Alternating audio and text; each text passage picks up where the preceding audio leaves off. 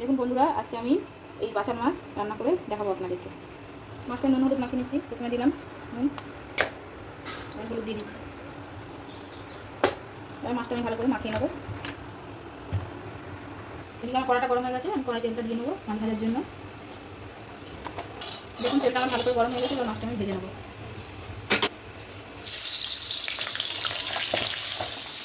দেখুন বন্ধুরা, আমার মাছগুলো ভাজা হয়ে গেছে। আমি সব মাছগুলো করিনি, আমি 4 টুকরো মাছ নিয়ে রেসিপিটা করছি।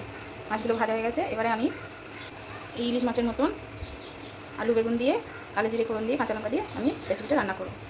এবার এই তেলের মধ্যেই, মাছ ভাজার তেলের মধ্যেই আমি দিয়ে দেবো কালো জিরে ফোড়ন। কালো জিরেটা আমি ফোড়ন দিয়ে দিলাম।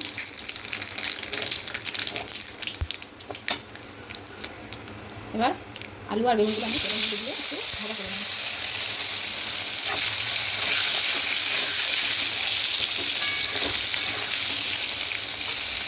দেখুন বন্ধুরা, আমার আলু বেগুনটা ভালো করে ভাজা হয়ে গেছে। এবার এর মধ্যে দিয়ে দেবো মশলাগুলো। প্রথমে দেবো আমি একটু টমেটো কাটা, টমেটো কেটে নিয়েছি, সেটা দিয়ে দেবো। তারপর দেবো জিরে গুঁড়ো, এবার দেবো হলুদ গুঁড়ো, আর দেবো লবণ। এবার এর মধ্যে অল্প করে আমি একটু জল দিয়ে দেবো, দিয়ে মশলাটা ভালো করে কষিয়ে নেব।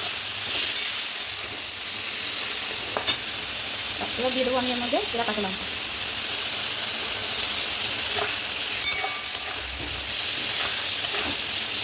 দেখুন আমার মশলাটা ভালো করে কষানো হয়ে গেছে, টমেটোগুলো গলে গেছে।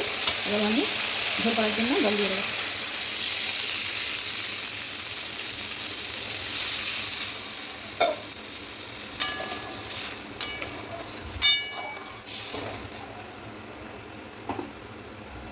এবার ঝোলটা ফুটলে তারপর আমি মাছটা দেবো। দেখুন বন্ধুরা, আমার মাছের ঝোলটা হয়ে এসছে, আলুগুলো নরম হয়ে গেছে। এবার আমি এর মধ্যে মাছগুলো দিয়ে দেবো।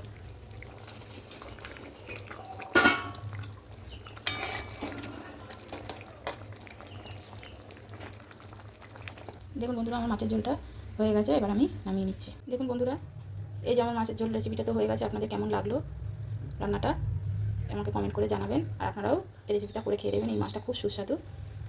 এই মাছটা এরকমভাবে রান্না করে খেয়ে দেখবেন, খুব ভালো লাগে। আর লাইক শেয়ার কমেন্ট করবেন, সাবস্ক্রাইব করবেন।